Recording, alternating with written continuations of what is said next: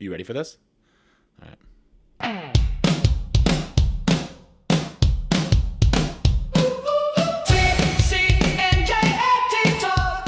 The statements issued by hosts, co-hosts, guests, and anyone else appearing on the show do not reflect the stance of the College of New Jersey or the NJDOE OSE. Please use your professional judgment when implementing strategies and resources within your practice. Hey listeners, Brian from the future here. To give Paul Daye's incredible journey the time and attention it deserves, we have split this in-depth conversation into 3 parts. This allows us to dive deeper into each segment of his career path and insights on accessibility. Hope you will enjoy this conversation as much as we did. All right, welcome back to TCNJ AT Talks. We are the podcast affiliated with the Assistive Technology Center at TCNJ, and we're here to inform, educate, and empower our listeners about assistive technology. I'm your host, Brian Kenyon, owner of Kenyon Learning and Consulting. And I'm Vanessa Lombardo. I'm the project director at the AT Center. And I just wanted to describe myself. I'm a middle-aged white woman with dark hair. And today I'm wearing a black jacket. Right. And I'm Madison Bronstein. I'm a speech language pathologist and an assistive technology professional with the center. And I am a young white woman with mid-length blonde hair. I am wearing a cream-colored long-sleeve sweater and black pants. Cool.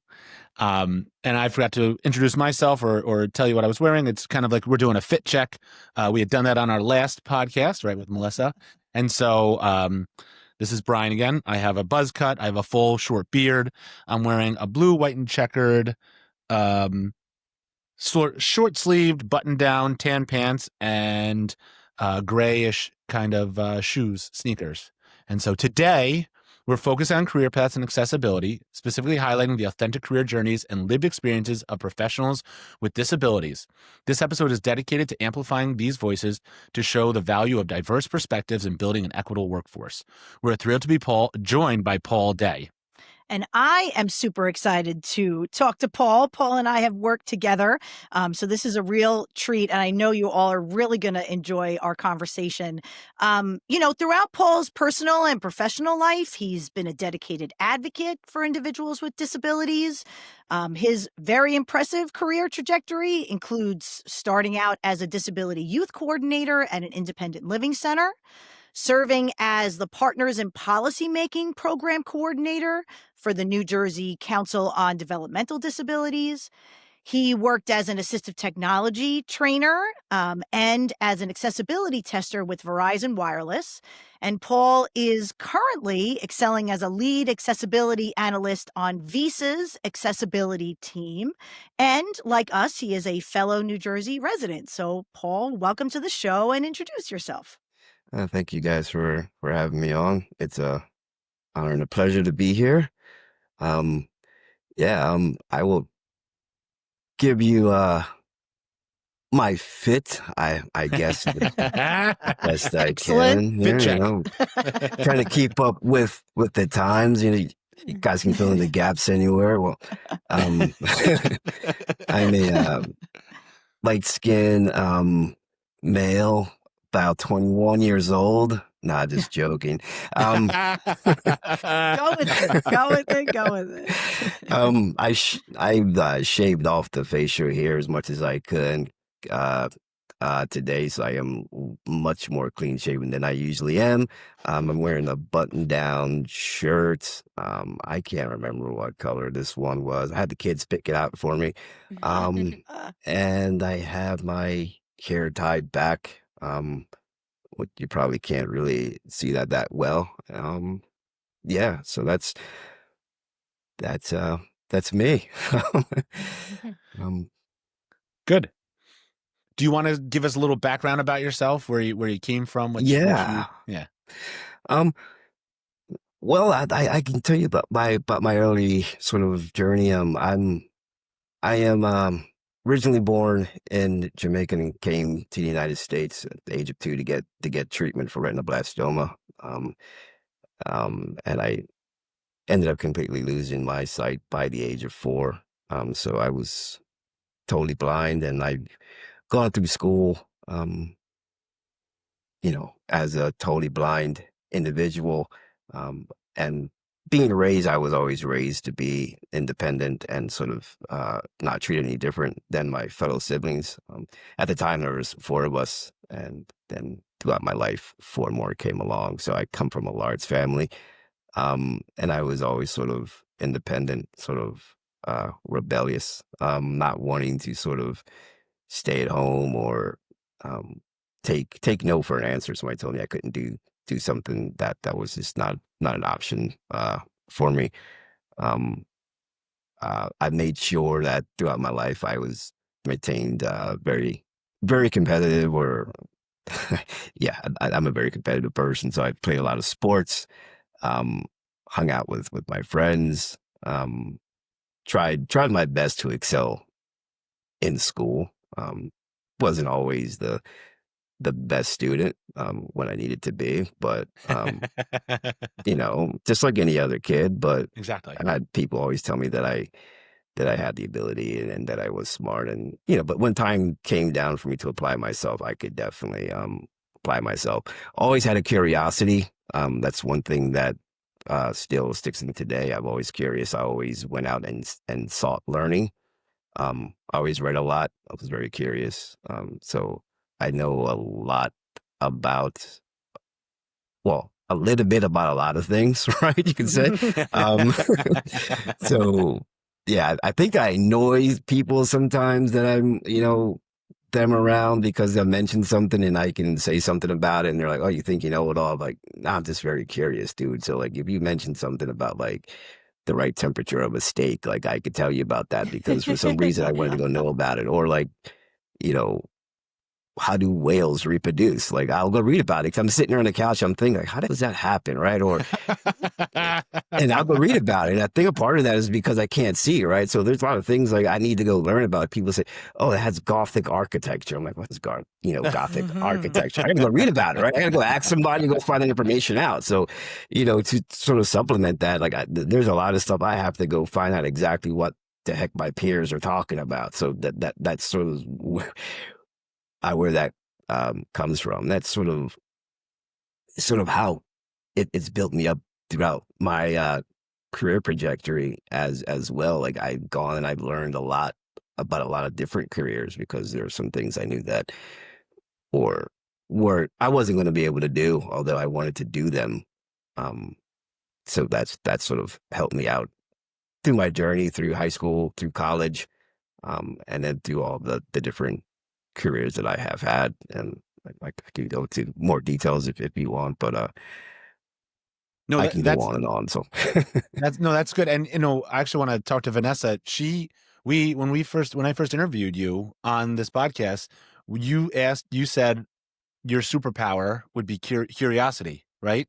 That is true. And I like that. You're curious. I think we're all curious, but I that's very interesting to think about that. Like, and can you explain Gothic architecture to me, Paul? I don't know. Yeah, I just know it's from old times, right? Yeah, right. And then I'm like, okay, what's a flying buttress, right? So I gotta go feel that. Exactly. Yeah, that's where like anytime I'll go to like a national like a building or something like that, like Empire State Building. I've been to St. Paul's Cathedral. I'll go down and try to see if there's a model of that building so I can, people take pictures of it or bring back postcards. I try to get the model of that landmark that I'm at so I can then feel it and know like, oh, okay, that's what that is. So yeah, I have a bunch of models of different famous places. Paul, are you a Braille user? Do you use Braille? Yes, I am. I was taught Braille. Oh man, when people were being taught their letters back in like preschool, kindergarten, that's when I started learning Braille. That's awesome. Yeah. Have you seen the Monarch then? The Monarch Braille display? I have not seen the Monarch Braille display. Yeah. Do you know what I'm talking about? From Humanware. Yeah, I've heard it, but I have not got my hands on it. Oh, okay. I work with a TVI who has one. She's and it's really cool because not only can you, I think it's 10 lines of text or 10 lines of Braille all in one, but there's also an app that connects directly to the iPad where you can draw on the iPad yes. a design, a flower, The life cycle of a plant. Right. Yes, say, exactly. right? Like what a building looks like. Flying buttress. A flying buttress. Exactly.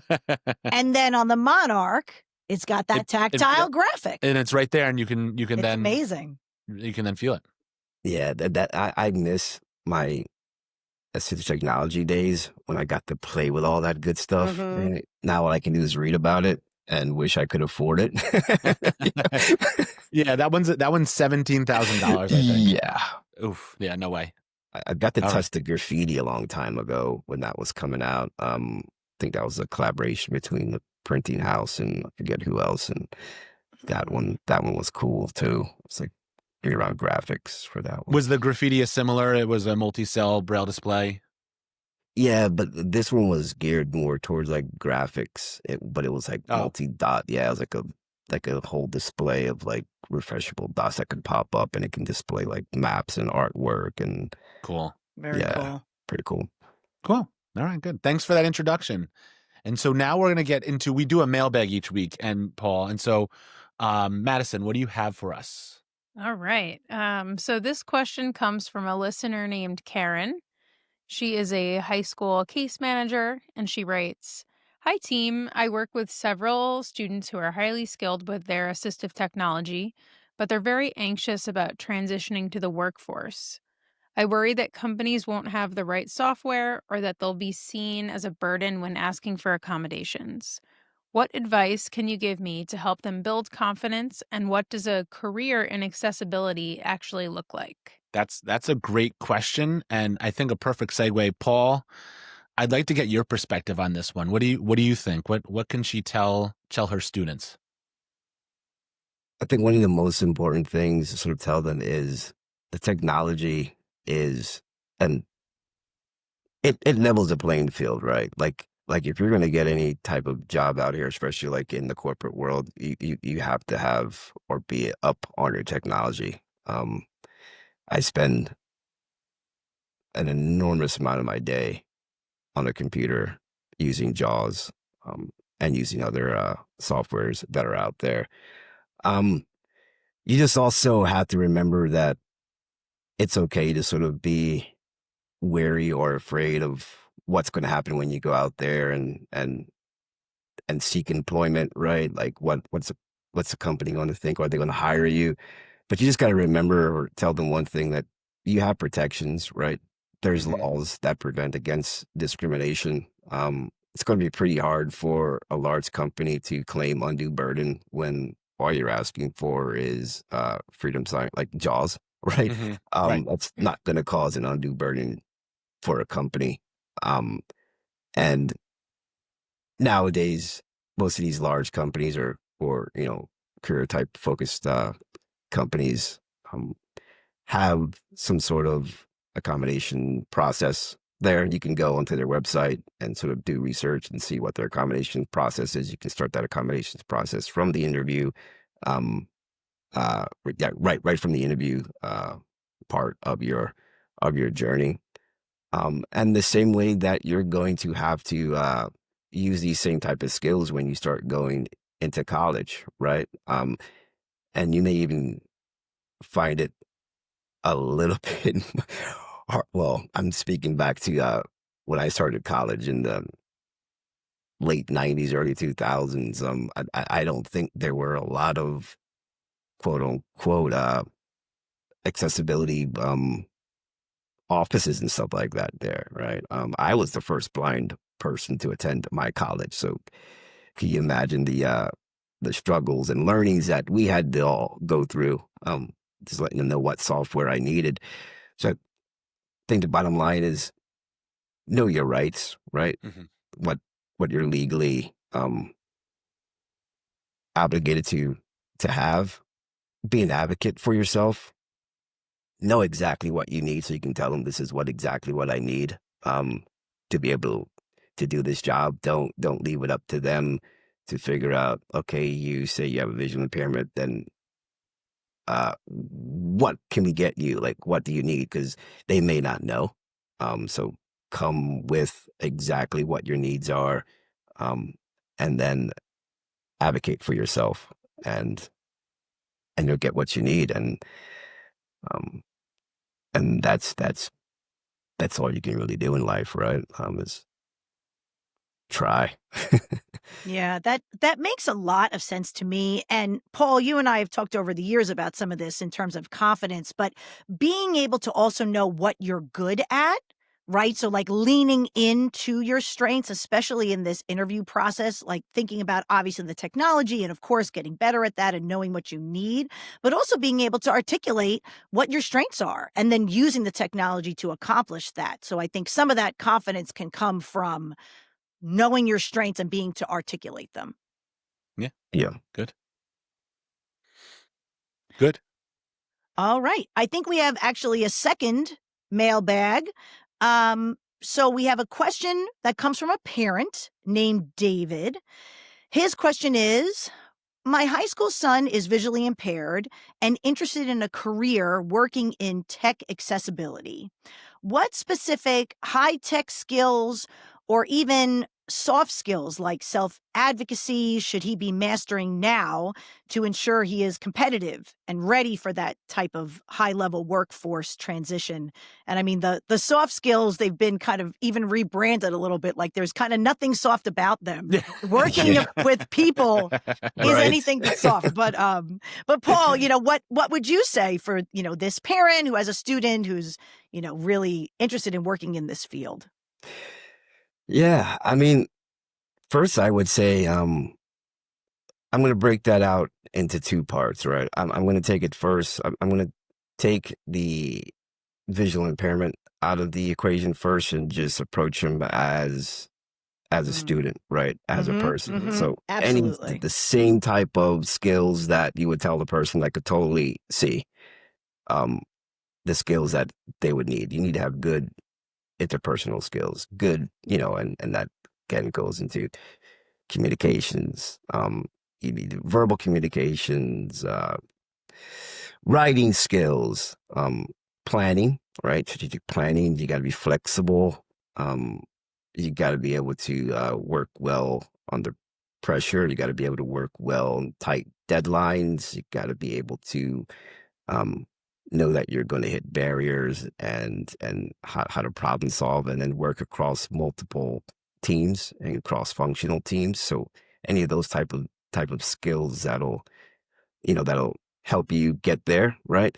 And then also learning the technology, not only just your assistive technology, but the technology that's could be needed for the career that you're going for. So if you're trying to get into, a technical or technology career, like you're going to need to be up on coding because it is going to be competitive out there.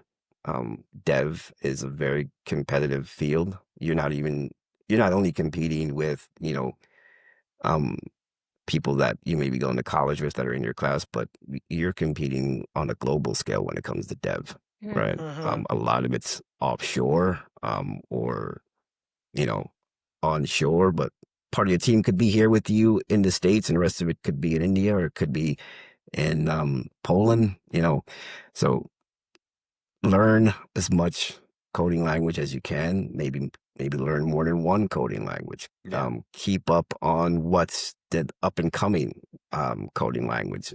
AI is coming up big now, so learn that, right? Well, that And was then, actually my question for you, Paul. What do you think with AI?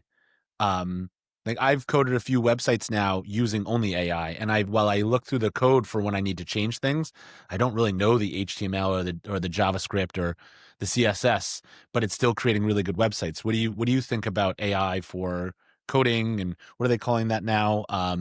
Vibe coding, I think it's called, when people are making apps and programs purely through using AI. yeah, it's really, I think, at the cusp of it. I think it's sort of coming from the sense of like speeding up time or lessening the sort of time it takes devs to code things, right? So if you can use it to code a website that would take you maybe 2 weeks to do, and you can use AI to do it within 3 days, and you have those processes that are in place to make sure that, like you said, that the code is actually accurate. it's sort of the way that everything is sort of going now. And places are working on making sure that that code that is being spit out is, secure. And as AI continues to sort of evolve, right? Because it's changing daily, the capabilities of what AI can actually do. Um, what's getting spit out today could be totally drastically different um, than what's going to be available for you to do a month, 6 months from now. Yeah. So I think at any time that you can play with that emerging technology, um, as a student, you know, play with it as much as you can. I know a lot of schools may not be teaching it. I wish that they would. I have kids that are in school right now, and I wish that they were sort of teaching them more about how to use AI and use it in a responsible way and not just banning it, Right. because corporate is going AI. So if you don't teach the kids now how to use it, you're putting them behind in their careers, because the schools that are teaching it and that will be teaching it and the colleges that are, those kids are going to have a leg up. So play with it as much as you can. Learn how to use it, what you can use it for, and that'll give you a leg up. Because there's one thing that I've learned, like, you don't have to be an expert in something. You just have to have the potential in it, right? So if you bring something to the table, which I always try to do if I'm going to a company, I try to bring them something like, this is what I can offer you, and this is my potential. I may not know it all, right? But once I get there and they see that potential, they can then shape me and use me to fit into what stack that they have. And then there's always career growth and growth opportunity once you get to a company. So they want to also see not just what you come there as a finished product. They want to see what they can shape you as and grow you as to help benefit that company. Mm-hmm. And that's why those soft skills are so underrated. Right. No, very true. Well, I think we could probably get into the whole people are stuck on their phone and social media, but I don't think we'll start talking about that now, right? Everyone's No, faces are in phones, but no, it's those soft skills, right? We were talking about those people and being able to speak to, and yeah, I think those are so important. Thanks. Does anyone else have anything else to add to that? That was an excellent answer, Paul, and to both those questions. And so if anyone else would like to submit a question or leave a speak pipe, you can visit atcenter.tcnj.edu, and there's a tab at the top that says AT Talks Podcast, and you'll find the necessary links there. So, Paul, first, before we get into your full life, your journey, all that kind of stuff, we like to give our listeners a little chance to get to know you a bit better with some rapid fire questions. Are you ready? Yeah. All right. Can I duck if it's too fast? Yeah, you can speak off the cuff. Don't just whatever comes to your mind. All right. So the first ones are going to be kind of going to be fun, personal kind of questions, and the second ones we're going to do a little more AT focused. So, coffee or tea? Tea. Cool. Beach or mountain for vacation? Is it me speaking or my daughter speaking? It's you, Paul. It's you. Yeah, let's hear where you want to go. To the beach. Okay, mountains. Mountains. But I've been at the beach every single vacation that I've taken from my, yeah. The kids drive a hard bargain, I know. Sweet or savory snacks? So sweet is chocolate, savory is like chips. Sweet. Both. Dogs or what'd you say? Both. Mix them together. Right? I know. Good answer. Dogs or cats?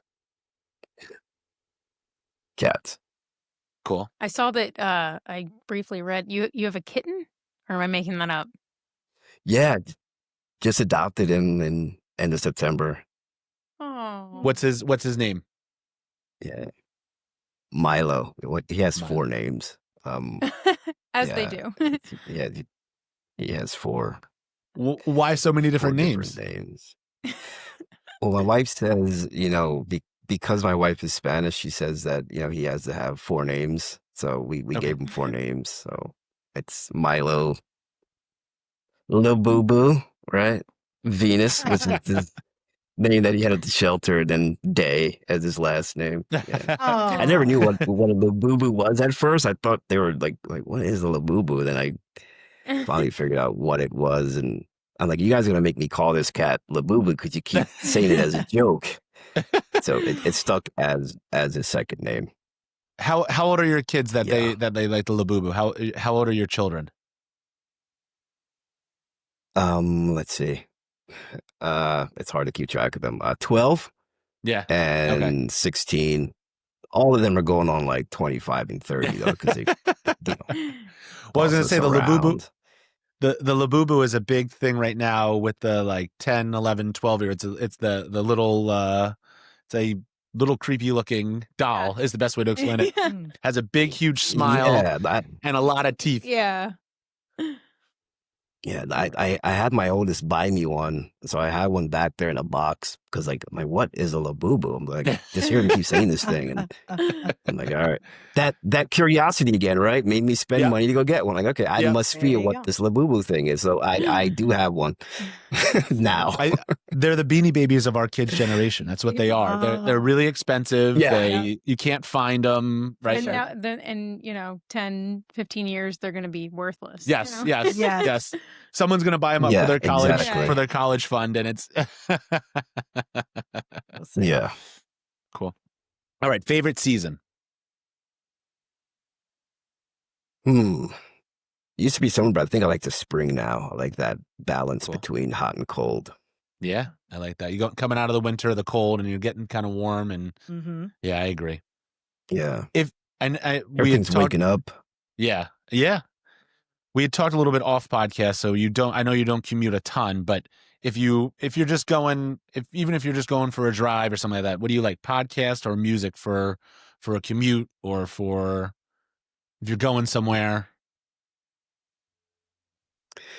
I have a good old book on in my ear, so yeah, definitely not music. I'll put a book on if I'm reading like an Audible book or something like that. I will throw that on.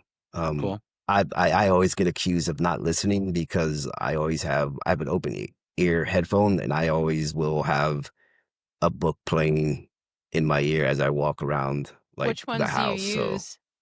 Out of curiosity, your open ear headphones. Aladdin's, I think it's called. Okay. Yeah, I think it's called Aladdin's headphones. Like an ex-coworker turned me on to them. Yeah. I have a pair that I use for running. They're the Shocks. That's like a sports specific brand, but yeah. I'm always looking for some, for ones. Are those bone conducting, Paul? The ones that you wear? No. They're just hang over like the outside of your ear there, so you can still hear what's out there. I used to have some pair of bone conduction ones, but I don't know where those got to. What was the brand of the one you were talking about? Aladdin's? Yeah, I think it's Aladdin's, I believe. Okay. Cool. I'll have to look those up. Yeah. We'll jump to another question. So do you have a favorite book or author? So do you have someone you like to specifically listen to or a favorite book you like? Yeah. Well, everybody loves Tolkien, right? But yes. I used to love the Wheel of Time series, but then Jordan died and then Brandon Sanderson finished it, and I think he rushed the series. So I did not finish the last book because of that. I don't want it to end because it could have been so much more. Anybody out there that has read the Wheel of Time series will know what I'm talking about. I think could have been a lot more with Matt and Perrin and all that kind of stuff. And That's a Brandon Sanderson. He finished it because he was like, that's interesting. Okay. Yeah, because he was a fan of the author, and when the author died, I see what you're saying. Yep. I thought that was in the story. Okay. No, the author's wife was looking for people to help finish because the author left a bunch of notes.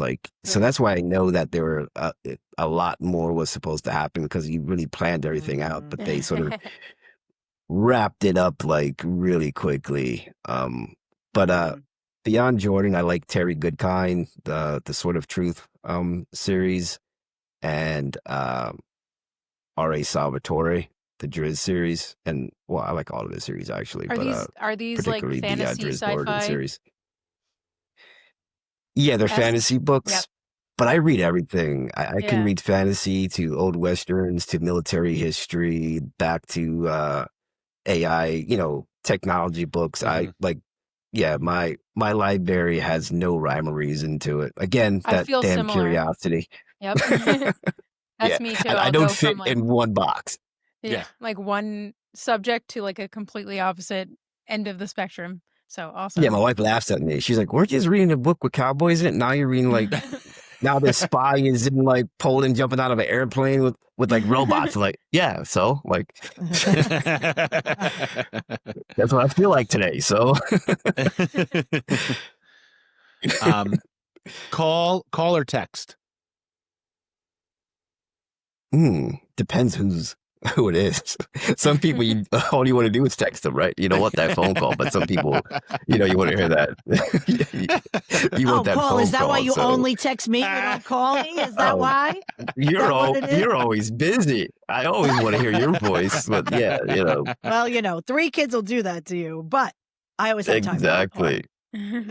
We had someone else. We had someone else say that they would hang up the phone. They would say, "Hang up the phone and text them and say, what do you want?" I'm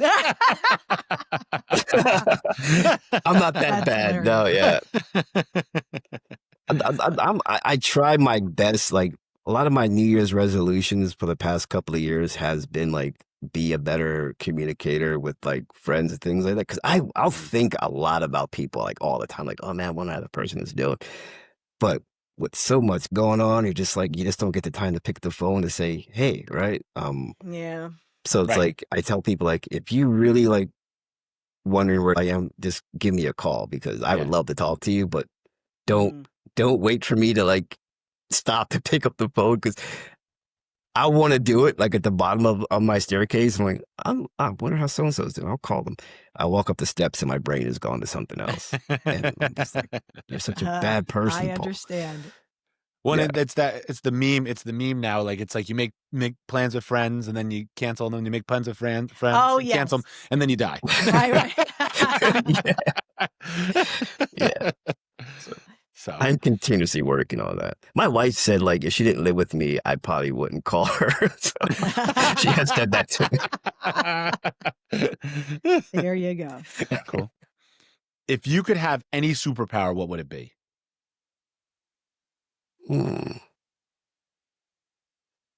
This one's a tough one. Yeah, I went through invisibility, but no, I don't care about being extra strong. Flying, maybe not.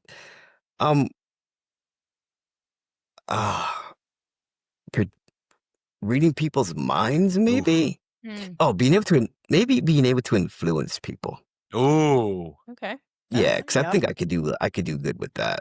I could Yeah. influence people for Influence people for good. That's a Yeah. new one. That's no one's Yeah, that's a good one. That's a same new one. thing. That's a new one. Cool. Well, All right, it good. comes a part of the job that I do now, right? In this world of accessibility, a lot of it is. That's what I was literally thinking. I Yeah. was like, that's actually a Yeah. real life thing. I don't know Yes. that that's a fantasy Yes. superpower. Yes. I think that's the truth. Yeah. All right, now we're gonna do some little more just assistive technology focused. What's your favorite low tech solution right now in AT in your field? My favorite low tech solution. I like those. I like bump dots right now, right? Like I put those things on everything. Especially now that our washers and dryers and microwaves are all going touchscreen. Yeah. You can never have too many of those things, right? No. So yeah, I'm still trying to find the struggle now is finding the right size and the right shape, right? Yes. Because now you have big ones and orange ones. Like, no, they still need to be clear so my sighted kids can see through them. Right. And yeah, so I still have a lot of like bump dots and like those things that I can put tactile things on is stuff that I stack up on whenever I can. That's cool. I find that they fall. Have you found a good brand? I find that they fall off easily. Some of them. No, I haven't found a good brand yet. Okay. I know they don't really stay. They Sticky. slowly move, and then all of a sudden they're gone. Yeah.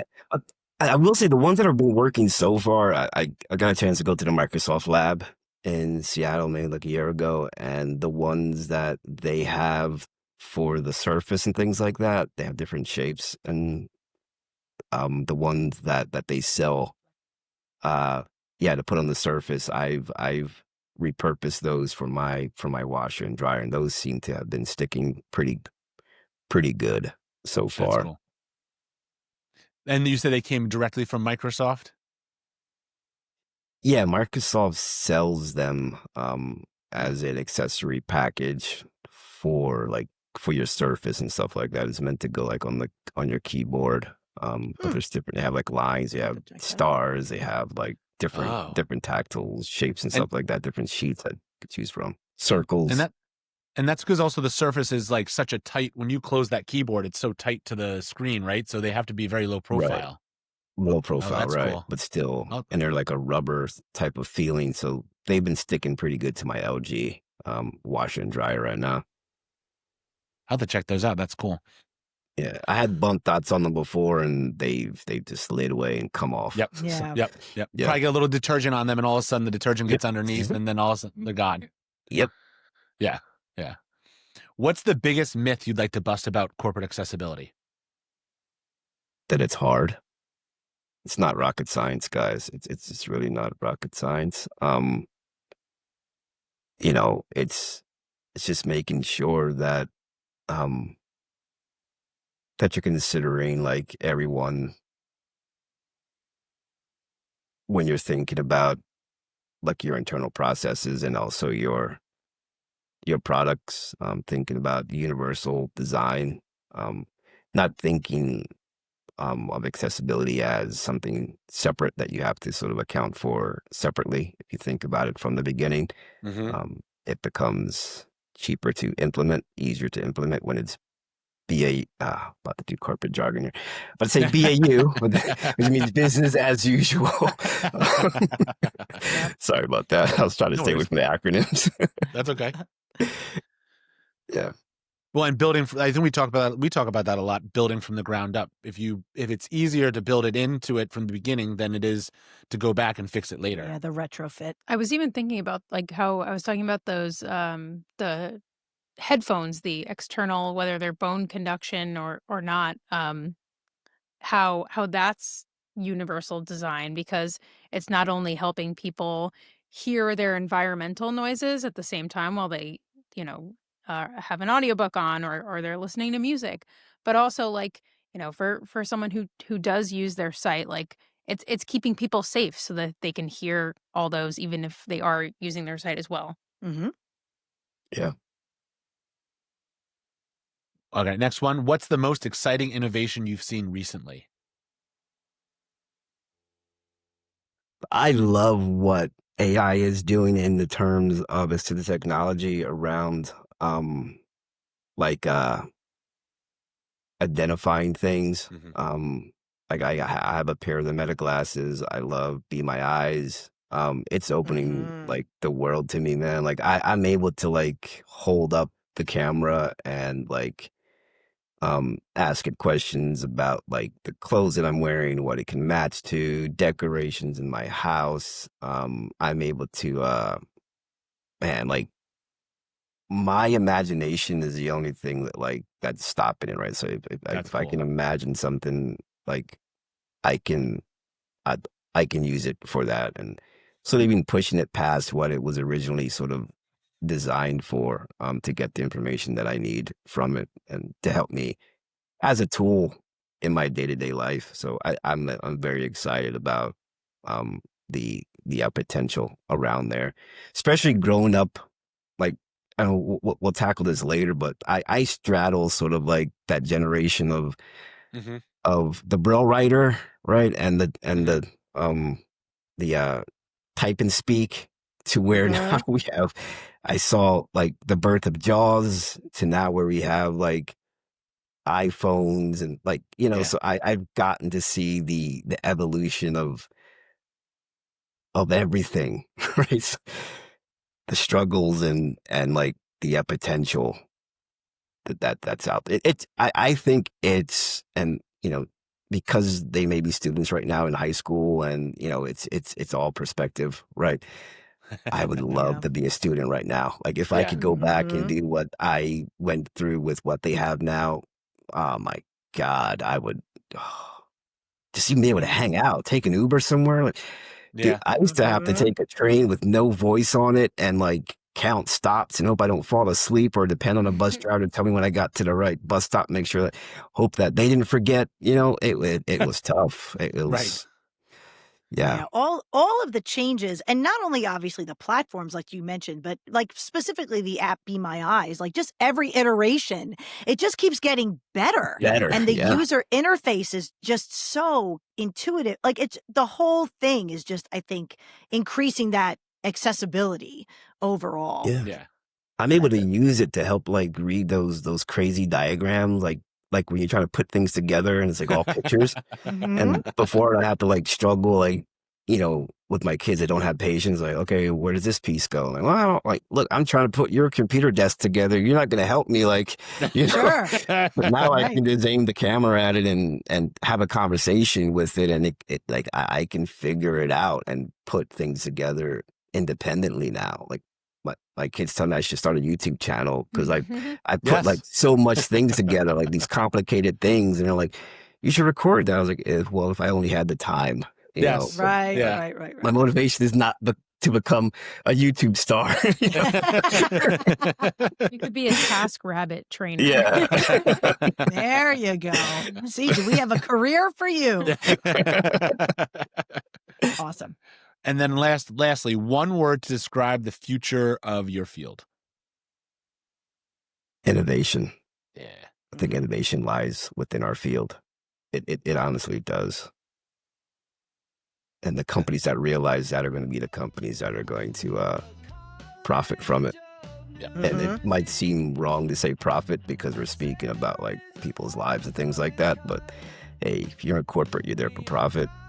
And if you want to innovate and get a larger share of the market, look into accessibility and making Right. sure your products are accessible.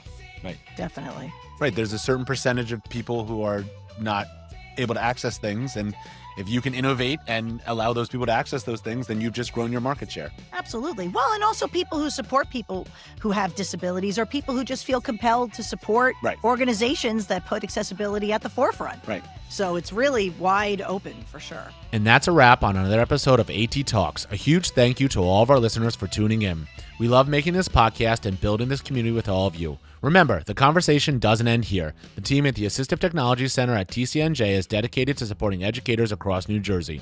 If you are inspired by today's discussion and want to bring high-quality, free professional development to your district, Vanessa and Madison are ready to help. To learn how you can partner with the center and build capacity in your school, head over to our website. You can find all the information you need at atcenter.tcnj.edu. And while you're there, we want to hear from you. Visit the podcast tab. There you can send us a question through our Google form, or even better, leave us a voice message on SpeakPipe for us to play live on the show. Be sure to follow us on social media to stay up to date on all our latest events and resources. You can find us on Instagram and YouTube with the handle @ATCenterTCNJ. And don't forget to subscribe to AT Talks on whatever platform you're listening on right now so you never miss an episode. On behalf of Vanessa, Madison, and myself, Brian, thanks for listening, and we'll talk to you next time.